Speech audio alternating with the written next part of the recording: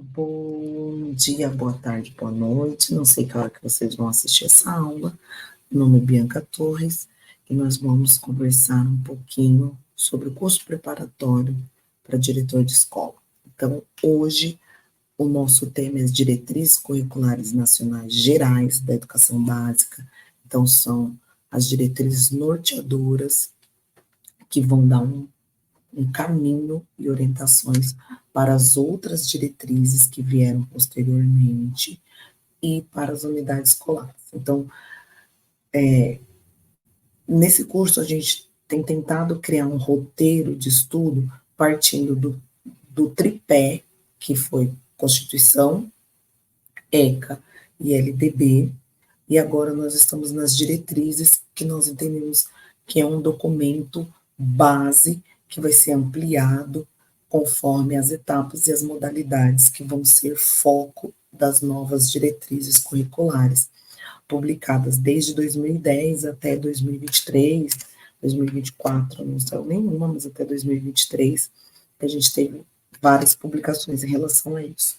Então, toda vez que nós pensamos em documentos orientadores, nós temos que ter em mente que esse documento vai nos trazer definições, finalidades, princípios, objetivos, que são pontos focais na banca, na constituição de questões. Então, a gente já tem aí algumas dicas em relação a numerais, a tópicos, que quando vem separados por vírgula ou por itens, são bem interessantes na formulação de questões, ok? Então, vamos para esse material que nós vamos trabalhar agora, que é o material sobre as diretrizes curriculares nacionais. Então, nós temos aí um marco legal que precisa ficar destacado aí para nós, que é a questão documental, né? Data, órgão,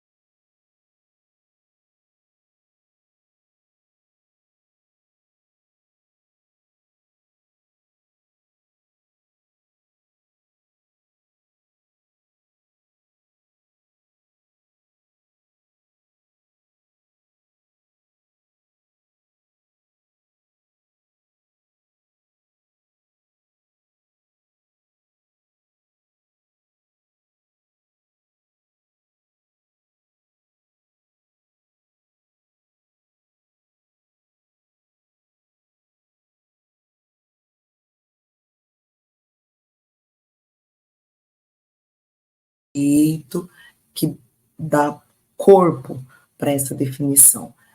É o direito que nós já estamos trabalhando, estudando, vendo e repetindo desde a Constituição Federal, que é toda pessoa tem o direito ao seu pleno desenvolvimento, à preparação para o exercício da cidadania e a qualificação para o trabalho. Então, desenvolvimento pleno, pleno desenvolvimento, exercício da cidadania, preparação para o trabalho. Até aqui, esses três já fazem parte da tríade dos documentos que nós já estudamos. No entanto, as diretrizes, elas apresentam um adicional a mais. Então, quando a gente olha para esse adicional a mais, aparece termos como na vivência e convivência no ambiente educativo. Então, o direito que esse sujeito tem de viver e conviver dentro desse ambiente educativo. Então, mais uma vez, reforça a questão do acesso da permanência, porque viver e conviver, a pessoa precisa ter acesso àquele espaço e ali permanecer, senão ela não consegue exercer esse direito de vivência e de convivência no espaço educativo. No entanto, a gente precisa observar quais são os fundamentos desse direito, ou seja, tem aqui o direito do sujeito, porém, quem é que vai cumprir? É dever de quem? É responsabilidade de quem cumprir esse direito. Então, é responsabilidade do Estado, família e sociedade. Então, a gente também observa que esses termos, Estado, família e sociedade, eles estão permeando esses documentos constantemente. Às vezes, um aparece primeiro, outro em segundo, mas eles estão ali presentes. E eles precisam fazer o quê? Quem os Estado, família e sociedade têm o dever de garantir a democratização do acesso. Então, cada vez mais o acesso precisa ser democratizado, ou seja, precisa chegar a todas as pessoas e de forma igual, sem distinção. A inclusão, então aqui aparece o termo inclusão, já como uma responsabilidade um dever que precisa ser cumprido, a permanência e a conclusão com sucesso. Termo novo que aparece para nós, que traz nesse documento que não é só estar e acessar a escola, mas ele também precisa concluir com sucesso para que ele possa dar continuidade. Então, quando a gente observa vários movimentos dos sistemas educativos em garantir que essa criança aprenda, que esse jovem aprenda, ele está cumprindo algo que está disposto nesta diretriz, neste documento, porque é preciso concluir com sucesso. E essa conclusão com sucesso é uma forma de exercer esse direito universal que é indispensável, ou seja, a educação básica constituída com todos os seus direitos, né, para garantir esse direito do pleno desenvolvimento, do exercício da cidadania, da qualificação do trabalho, vivência e convivência no ambiente educativo, ele também é um direito do sujeito. Aqui não aparece o termo subjetivo, como a gente já viu na Constituição, vê no ECA, vê na LDB, mas aqui aparece que é um direito, que a educação básica é um direito universal e indispensável para o exercício da cidadania. Não tem como ele exercer a cidadania de forma correta, o Estado não está cumprindo a garantia dessa cidadania, se não garantir o direito universal à educação básica. E essa educação básica, ela se caracteriza por dimensões, a dimensão do cuidado e a dimensão do educar. Então, é do cuidar e do educar, que são inseparáveis. Uma questão nova, não sei se o termo é novo, mas uma questão que aparece nas diretrizes que os documentos anteriores não traz, então aí também é uma questão até temporal, se a gente for analisar assim, é o termo acolher. Quando a gente vai no documento estudar a questão da etapa do ensino fundamental, aparece acolher. E aparece bem claramente que o acolher significa cuidar e educar. de forma inseparável, tendo o sujeito como centro. E esse sujeito que é centro deste processo da educação básica, que é um direito universal, ele é um sujeito, é um educando em formação, é uma pessoa em formação. Se nós fizermos um gancho aí com o ECA fala dessa condição peculiar da criança e do adolescente como uma pessoa em desenvolvimento. Então é bem interessante que, por mais que não seja o mesmo termo, porque aqui utiliza pessoa em formação e o ECA fala pessoa em desenvolvimento, sujeito em desenvolvimento, pessoa em desenvolvimento, o princípio é o mesmo, né? A ideia transmitida é a mesma. Então, precisa ter atenção a esta questão. Continuando, nós também vamos observar que este documento, ele define etapas e modalidades. Se lá na LDB a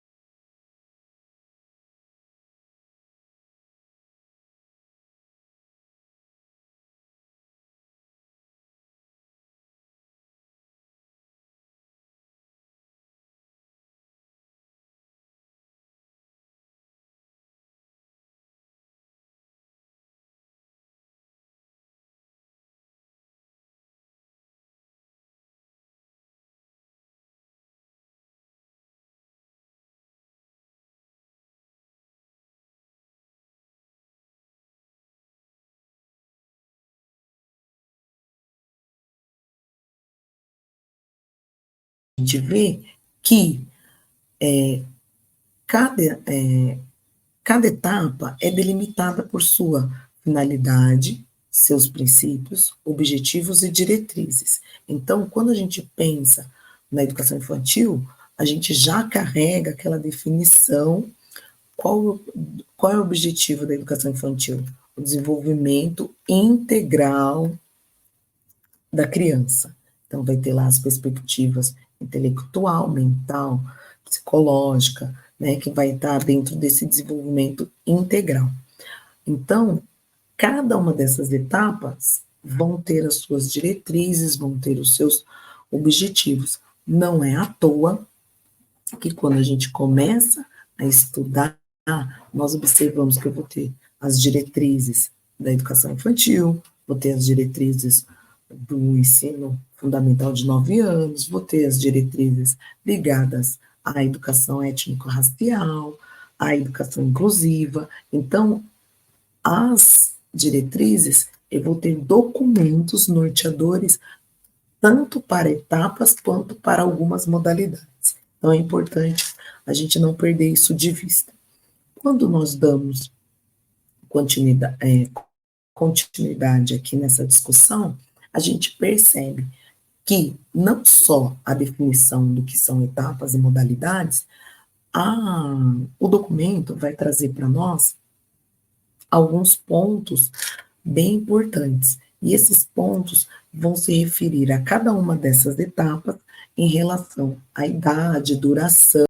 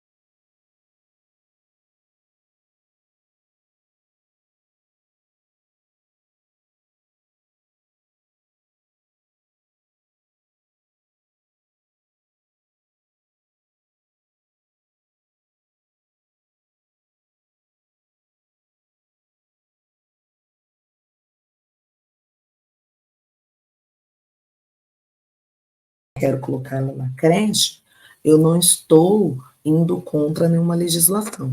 No entanto, dentro da etapa da educação infantil, quando entra a pré-escola, que tem 2 anos de duração, e ela começa aos 4 anos, eu já estou falando sobre um processo de ensino obrigatório.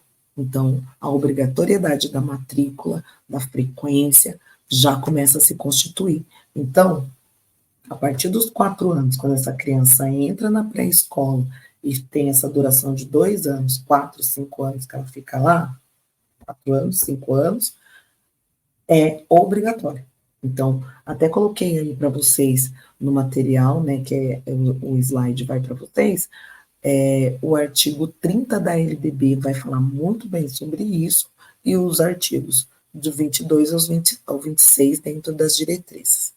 Quando a gente vai para o ensino fundamental, a gente observa que o ensino fundamental, no mesmo ano desse pensamento, dessa publicação das diretrizes, nós tivemos a publicação também das diretrizes curriculares nacionais do ensino de 9 anos, ensino fundamental de 9 anos. E nessas diretrizes, eu já começo aqui a dizer que eu vou dividir o ensino fundamental em 2 fases, os anos iniciais e os anos finais. Os anos iniciais começam com 6 anos de idade e vai aproximadamente até os 10, e os anos finais dos 11 aos 14. O que é importante, desculpa, que as diretrizes já me dá a duração desse período. Então, se é ensino fundamental de 9 anos, eu tenho uma fase com 5, uma outra fase com 4 anos. E aí eu constituo esse período do ensino fundamental. E depois o ensino médio com uma duração mínima, destaco o termo mínima, de 3 anos. Ok? Então, se de repente eu tenho uma rede de atendimento ao ensino médio que trabalha com uma durabilidade maior do que 3 anos, não é algo que está fora dessa legislação, ok? Continuando a nossa discussão aqui.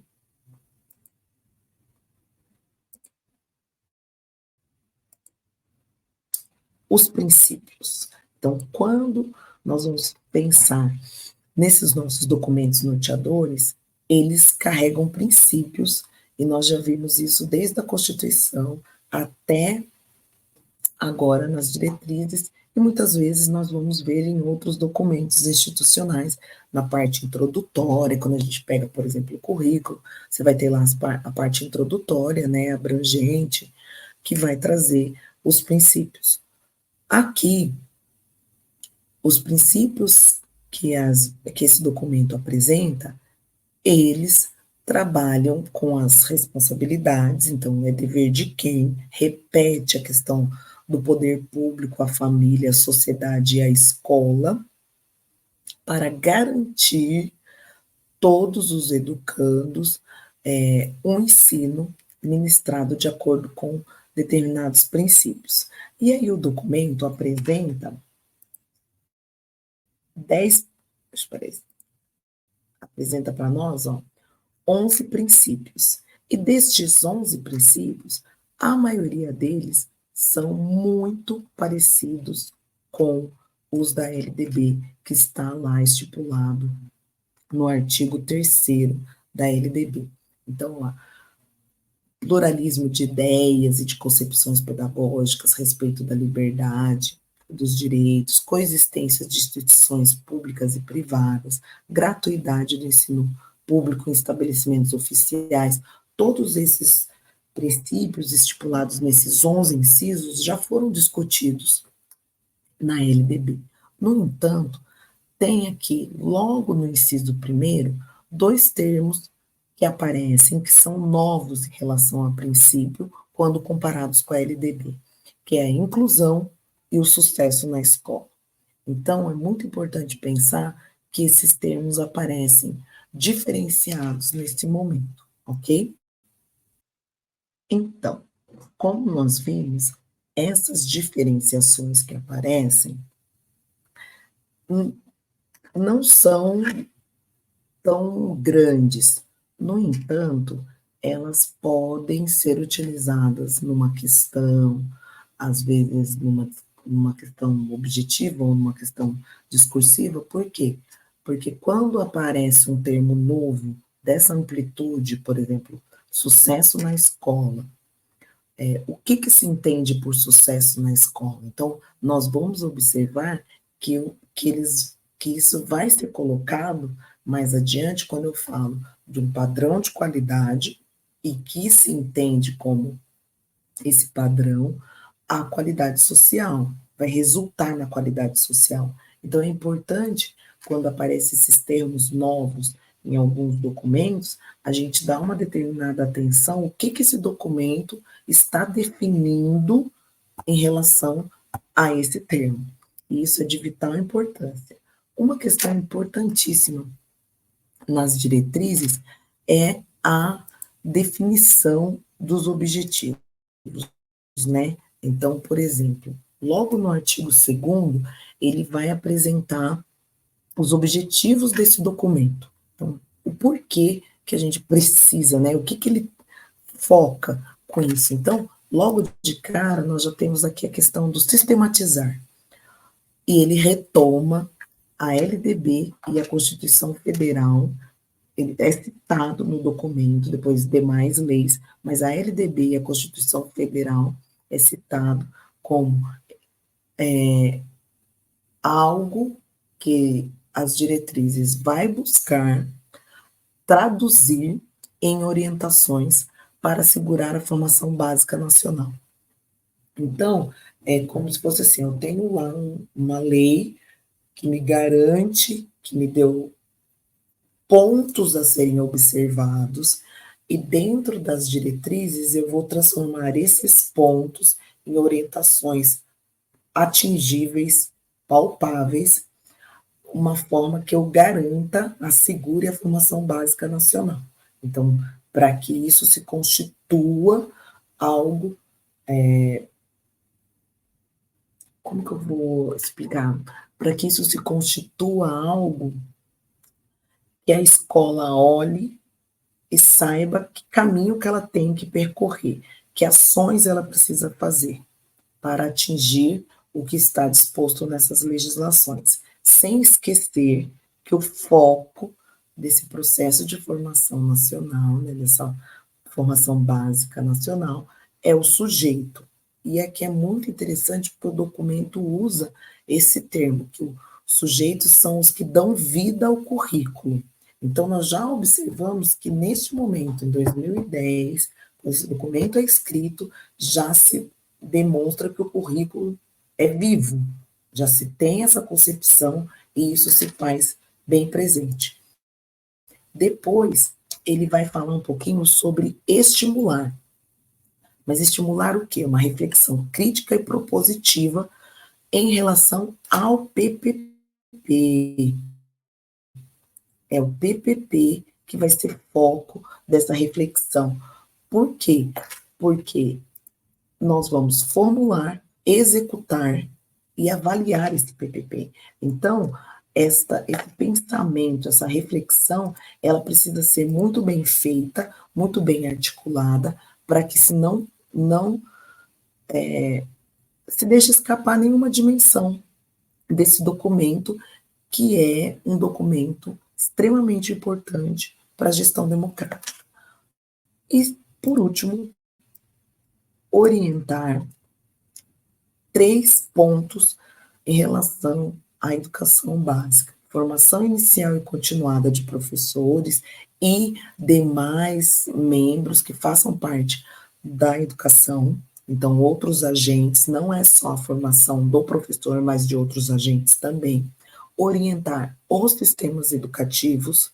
Então, se você levar em consideração que a União, ela normatiza, ela desenvolve orientações para os sistemas dentro dos entes federativos, nos estados e nos municípios, e orientar as escolas.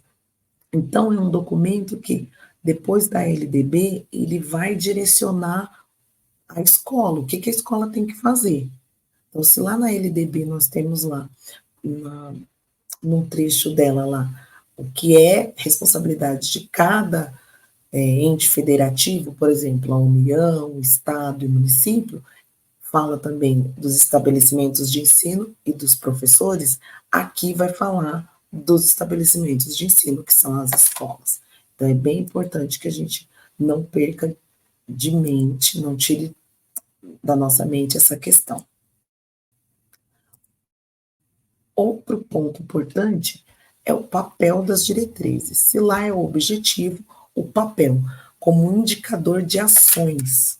Então é muito interessante, porque, perdão, indicador de opções.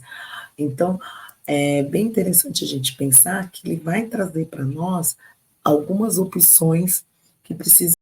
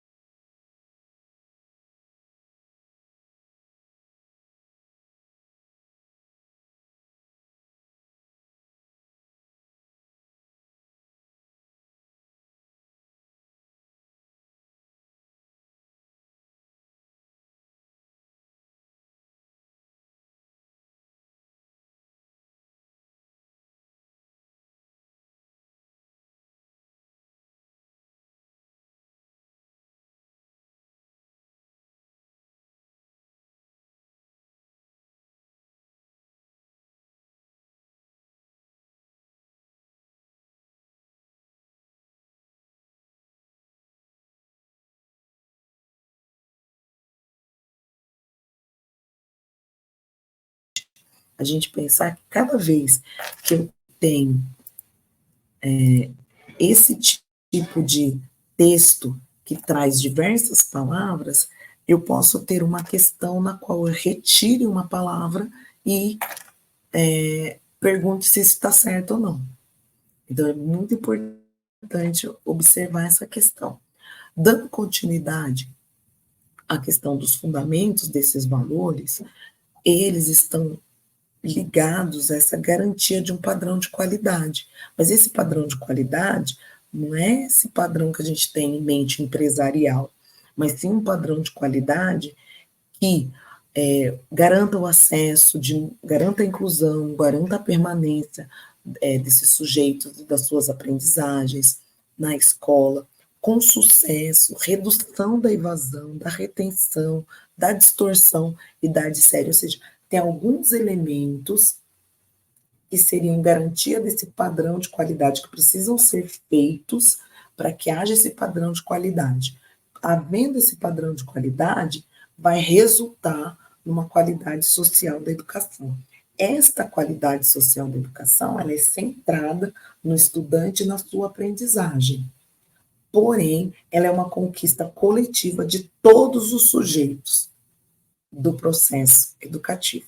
Então, é muito importante a gente pensar que quando nós temos que pensar na qualidade,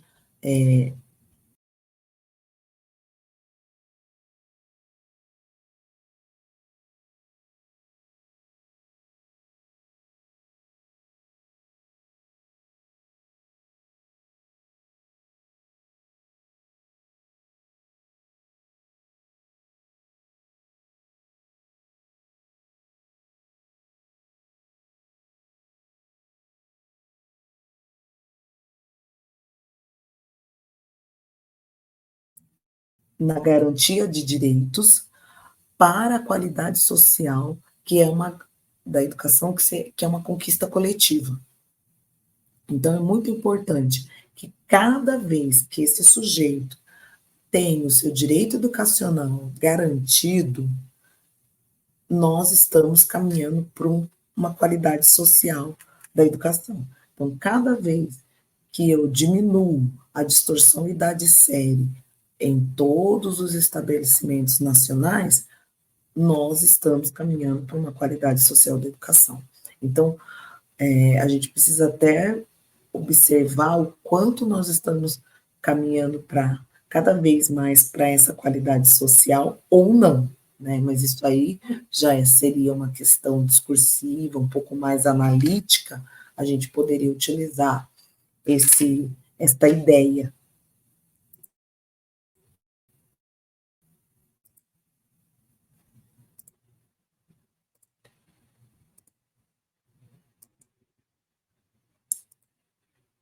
Voltou aqui, vamos lá.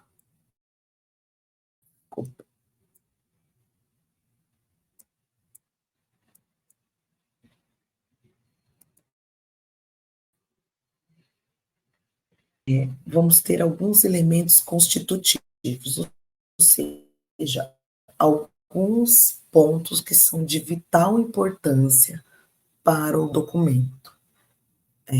Então, ele vai definir o projeto político-pedagógico, tanto que começa lá no artigo 42 e vai caminhando, falando sobre o PP, entra no regimento escolar. Depois eu vou falar sobre o sistema de avaliação, então vou ter uma seção, um subitem só sobre o sistema de avaliação e suas dimensões, e depois o professor e o programa de formação docente, especial e continuada do, do professor. Então, vamos lá olhar item por item desses elementos constitutivos para a gente ter uma compreensão sobre esse ponto de análise das diretrizes curriculares nacionais gerais, tá? Bora lá ver isso aqui. Então, nós vamos ter aí estes elementos e nós vamos observar cada um deles. PPP. O PPP, ele está vinculado à gestão democrática. Então,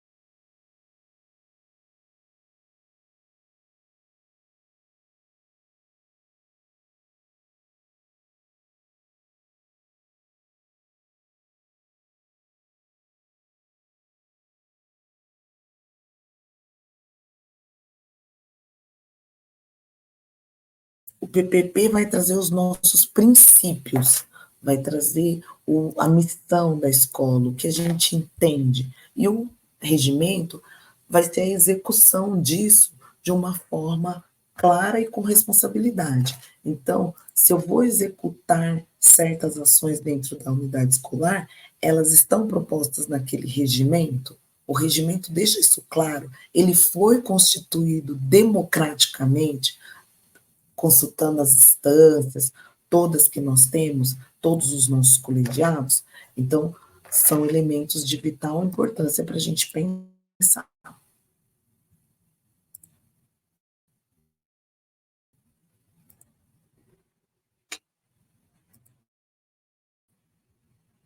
Aqui.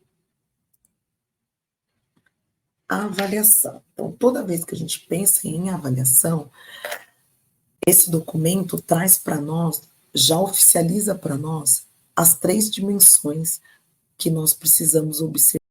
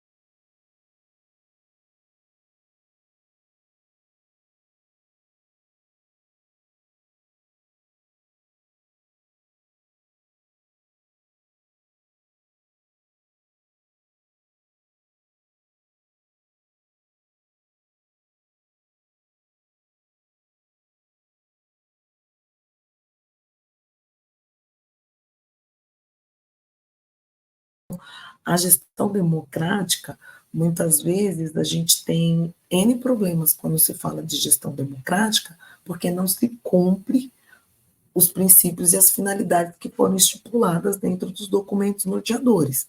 Então, isso é um ponto que muitas questões discursivas trabalham com a compreensão de gestão democrática, ou trazem um estudo de caso da diretora, ou do supervisor, ou do professor que agiu assim ou agiu assado, e que precisa ser considerado se aquilo ali, se aquela ação, se aquela atitude está dentro do que se entende por gestão democrática. Tá? Outro ponto importante, que nós já discutimos e até citamos aqui, que é a formação inicial e continuada. E é muito interessante quando a gente começa a discutir sobre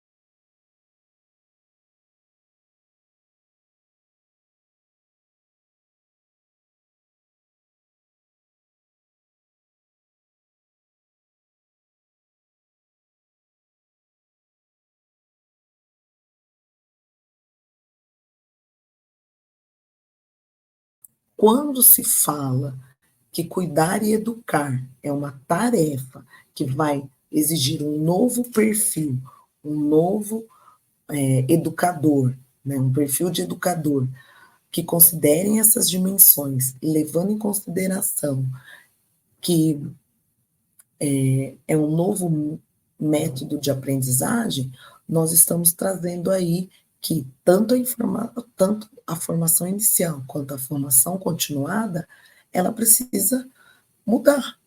E esse documento é de 2010, e nós observamos que ainda muitos estudiosos, muitos teóricos da educação continuam questionando tanto a formação inicial quanto a formação continuada, se ela tem ou não esse olhar direcionado. Então, esses elementos constitutivos, eles nos dão um norte para pensar todo esse documento das diretrizes curriculares nacionais gerais da educação básica. Porque depois nós vamos observar que ao longo desses anos nós tivemos outras publicações. Por exemplo, nós tivemos publicação sobre sobre as diretrizes para ensino infantil, da educação infantil, ensino infantil não, perdão, gente, educação infantil, educação especial, nós vamos ter também a questão étnico-racial, EJA, então a gente começa a observar que esses eixos, eles vão ser extremamente importantes durante todo o processo de constituição de documentos que vão orientar os processos e os sistemas educacionais. E quando a gente vai olhar para os documentos institucionais da prefeitura, nós vamos observar que ela vai retomar esses eixos, ela vai retomar os eixos da formação inicial e continuada, ela vai retomar o eixo do projeto político-pedagógico, regimento escolar, vai retomar a questão do eixo que fala sobre avaliação. Então, isso vai sendo retomado constantemente, e principalmente o eixo da gestão democrática, que não deixa de perpassar todos os documentos institucionais da prefeitura, né, de várias prefeituras, mas principalmente da nossa, que é o nosso foco aqui, o pessoal buscando esse acesso. Vamos agora olhar uma questão. Para esse documento, eu trouxe uma questão e eu vou mostrar para vocês essa questão e nós vamos discutir.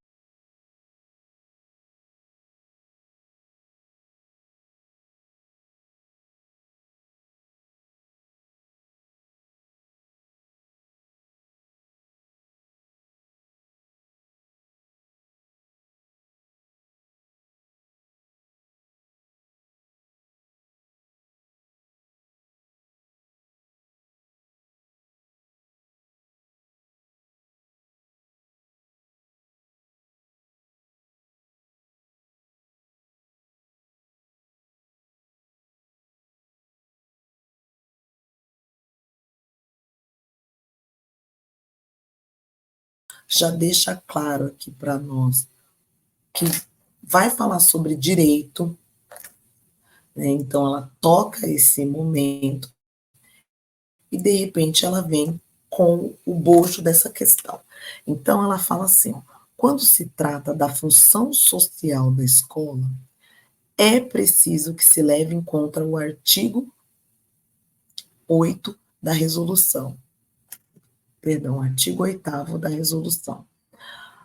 A garantia de padrão de qualidade com pleno acesso, inclusão e permanência dos sujeitos das aprendizagens na escola e seu sucesso com redução da evasão, da retenção e da distorção da idade ano-série resulta na qualidade social da educação. Então, observe, já começa lá em cima falando do direito, do pleno desenvolvimento, traz para a questão a função social da escola, apresenta para nós o artigo 8º, que fala sobre essa garantia do padrão de qualidade, especifica o que deve ser feito como padrão de qualidade e fala que o resultado vai ser a qualidade social da educação. Até aí, ok. Só que daí ela coloca para nós o seguinte: o que é essa qualidade social da educação? Então, eu preciso completar esse artigo, então é uma questão decoreba, eu preciso olhar a alternativa que melhor vai completar. Como nós temos aí, começa com aspas, nós vamos ter que achar a alternativa que apresenta a complementação correta desse artigo na legislação. Então, antes a gente acabou de ler, então a gente já sabe qual é a resposta.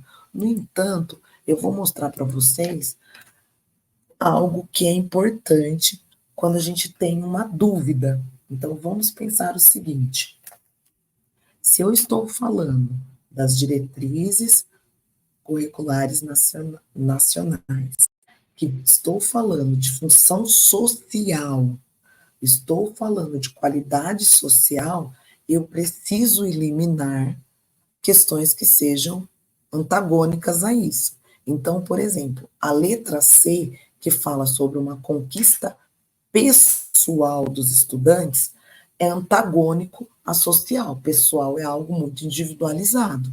Nós estamos aqui falando sobre o que seria uma qualidade social da educação. Então, vai partir do pressuposto que é algo que envolva uma coletividade. Então, a C eu já posso eliminar por uma análise de palavras. A letra A e a letra B, nós vamos eliminá-las por uma questão até um tanto quanto óbvia. Primeiro, nós estamos falando de diretrizes, então são documentos norteadores que, por mais que eles apresentem princípios e valores, eles não vão partir de utopias. Então, um ideal ainda muito longínquo. Eu não sei nem como comentar essa, porque essa seria absurda. Um sonho de educadores e familiares. Então, aqui, se nós estamos falando função social da escola, não é sonho, gente, é algo que precisa ser constituído. E outra coisa, de educadores e familiares, cadê os outros responsáveis? Por exemplo, o Estado, né, o poder público, que a gente viu aí, a gente vê direto nas legislações. Então, a gente já elimina a A e a B por elas se tornarem absurdas. Talvez ficaríamos em dúvida aqui entre D e E. Então, vamos analisar estas duas, né? Uma conquista coletiva de todos os sujeitos do processo educativo. Então, a gente já sabe que essa é a correta, porque a gente acabou de ler essa questão, a gente viu esse artigo nesse estudo. No entanto, vamos tentar eliminar aí uma busca contínua e uma construção gradual. Ok, busca contínua, tá legal, é algo que realmente perpassa documentos públicos, e uma construção gradual também, se a gente for pensar que nós trabalhamos a educação básica por etapas, Uma construção gradual não é nada absurdo, realizada por pais e professores. Aqui está a questão. Pais e professores, cadê a centralidade do processo, que é o sujeito, o educando, que é foco da educação básica, né, obrigatória, vamos pensar dos 4 aos 17 anos. Então, aqui está faltando o sujeito principal, que é o aluno, que é aquele ser que tem a idade tal, tal, perdão, a idade tal, tal, dos obrigatória, né, vamos pensar aí, dos 4 aos 17 anos. Então, por, vamos pensar, li, mas chegou lá na hora do concurso, me deparei com essa questão e preciso de um apoio maior para poder respondê-la corretamente. Esse olhar atento em relação às palavras é muito importante. Então, A e B, você já arriscaria, você poderia ficar em dúvida ali em relação C, D e E. A C é antagônica, né? O que é social, coletivo, é antagônico ao que é pessoal e individual. Então, ficaria duas alternativas para você analisar. Dentro disso, você tem que ter uma leitura atenta dessas duas e verificar aquela que é a correta, que estaria dentro da resposta correta, que é a letra D, uma conquista coletiva de todos os sujeitos do processo educativo. Essa é uma questão bem decoreba, né? Então a gente até pode utilizar esse termo, é uma questão decoreba. Eu vi em algumas provas, por exemplo, a Fundação Getúlio Vargas, ela tem o hábito de algumas questões mais decorebas do que a VUNESP, mas a gente brinca, né, e não só eu, mas várias pessoas que analisam prova, que a VUNESP é caixinha de surpresa, de repente tem questões mais analíticas, de repente tem questões mais decorebas. Como a gente ainda não sabe quem é a banca desse concurso para direção, podemos estudar as duas questões. Então, vamos estudar as questões decorebas, mas também vamos estudar as questões mais analíticas. Eu espero que vocês tenham gostado dessa aula. Nosso encontro do dia 11 está marcado, já coloquei no mural. Esta aula sobe para vocês, sobe o material e vai ter mais uma aula ainda de LDB junto com diretrizes para a gente poder fechar a questão dos documentos federais e vocês terem aí mais respaldo, tá bom? Bons estudos, um abraço a todos.